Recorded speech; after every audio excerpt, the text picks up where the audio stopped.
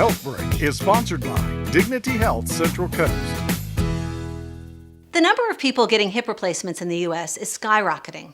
Dr. Daniel Woods at French Hospital Medical Center performs hip replacements using the anterior approach. Anterior just means front, so we're talking about an incision in the front of the hip as opposed to the traditional posterior approach, which is an incision in the back of the hip. Unlike the posterior approach, which requires going through the gluteal muscle, taking down 3 or 4 tendons and muscle units, and then having to put those back, the anterior approach goes between 2 muscles, so we don't have to worry about hip precautions post-operatively. It's a much faster recovery. The other advantage that we have with an anterior approach is we're able to do this using a special table with fluoroscopy or movie x-rays during surgery, so we can get the components in ideal position. The thinking is that if these components are put in ideally and the right orientation, right inclination, that they'll last longer. The anterior approach offers many benefits to patients, including a shorter hospital stay and a quicker return to activity. Essentially, elimination of the pain that they were having. We see patients that are standing up straighter. They have a longer stride in their gait.